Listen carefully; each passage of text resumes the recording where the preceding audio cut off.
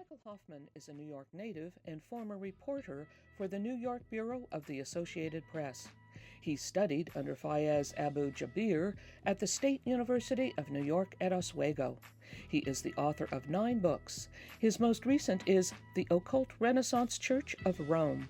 Today we discuss his book, Secret Societies and Psychological Warfare, published in April 2001, that focuses on the revelation of the method, or the doctrine of making manifest all that is hidden, the occult cryptocracy, Freemasonry, synchronicity, and advanced mind control.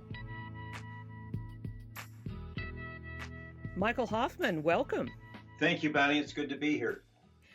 I've just read your incredible book, Secret Societies and Psychological Warfare.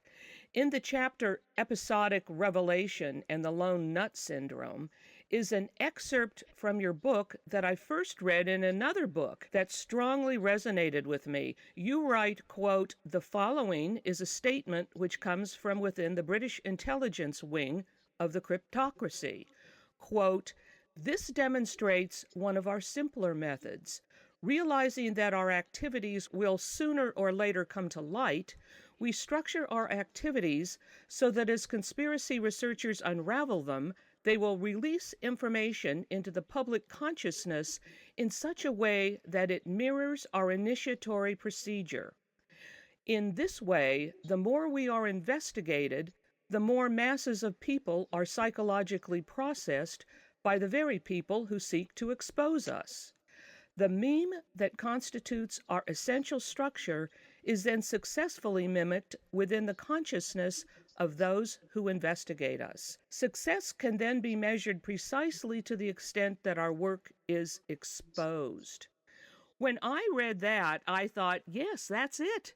I had never read such a potent description of what is going on. We could certainly spend the hour discussing this one paragraph. Where did you come across this description of what you term the method? The revelation of the method actually comes from my mentor, James Shelby Downard. I met him in St. Petersburg, Florida in the mid-1970s, and he was a very unusual man. He walked the razor edge between genius and eccentricity, but he had a mind where he was able to see and detect patterns. And also he had a historian's mind in terms of the research that he did.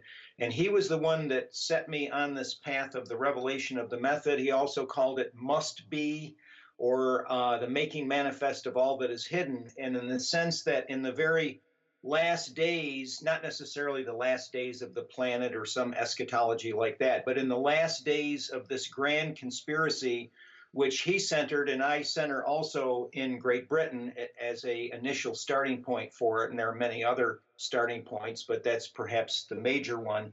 What was set in motion in terms of what we saw with the first atomic bomb blast, the creation and destruction of primordial matter at the Trinity site on the 33rd degree of north parallel latitude in New Mexico.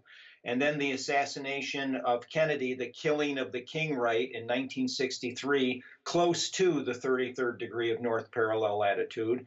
And then Mr. Downard added to that the revelation of the method, that the way that the system would deal with this is by first suppressing it and then letting its own critics and investigators of the phenomenon be the ones who actually emblazoned and embellished their own invulnerability, as they're very much concerned about projecting a sense that they are virtuoso criminal masterminds, which indeed they are, but they're actually invested in having that set forth because it demoralizes people and it encourages a great deal of the apathy and abulia or lack of will that we're seeing in the people today.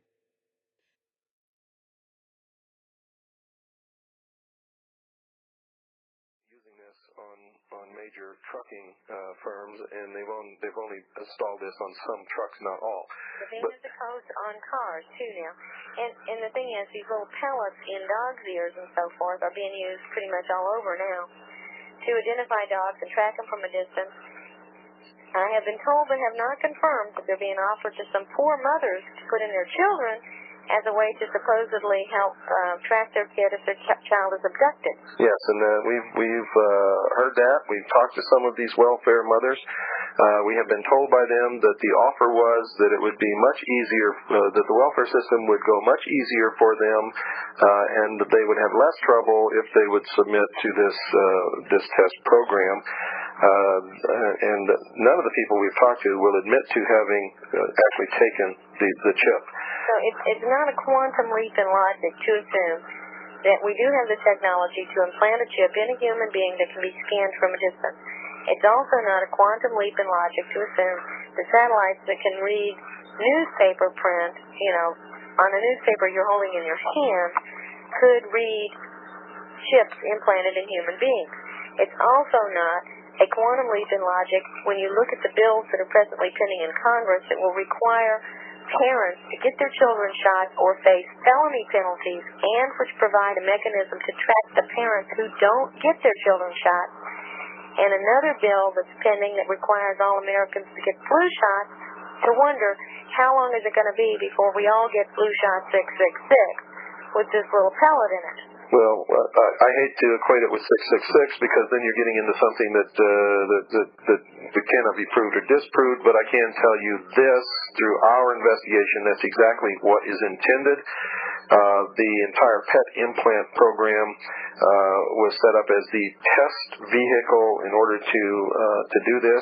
We know that in 1989, Dan Rather said on the 6 o'clock news, I was watching it, we have videotapes of this, Dan Rather said that the PET implant program is so successful that some authorities are recommending that you have your children implanted to keep them from disappearing into the milk carton kids syndrome.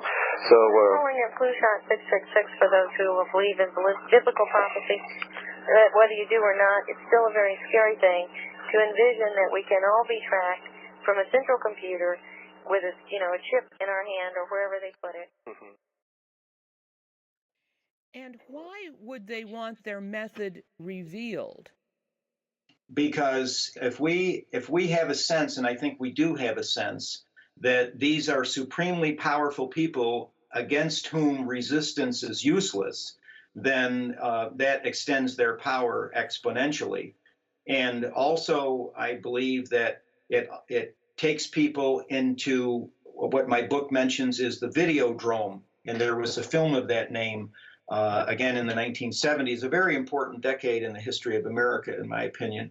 And so there you have where people are looking for the next thrill. There's what's come out of conspiracy theory is not entirely healthful.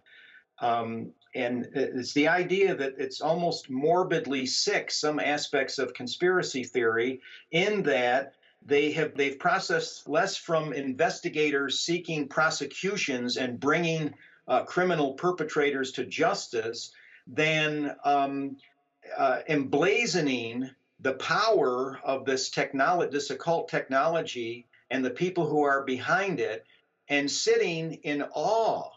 And of course, the inducing awe in people is to induce paralysis in them and a type of shock. And so we've become addicted to the thrills of finding out what our slave masters are doing to us. And rather than engaging us in a counter reaction, such as would have happened in a different era, by the way, which is important to note, the making manifest of hidden, the revelation of the method, couldn't have been done in the early 20th century, much less in years before that. The people were so healthy that their reaction would have been a type of pitchfork peasant revolt. It had to wait for the time when we've been so heavily indoctrinated by this entire system that we sit back and see it as part of this videodrome of a plethora of fast-moving images, thrills. And so we become less human in the course of that, and we're relegated almost to the status of Frankenstein's monster, where the only way we can feel alive is by getting more shocks to our system, and these shocks translate into these various forms of occult psychodrama, whether it's the Las Vegas shootings or some of these other ritual murders.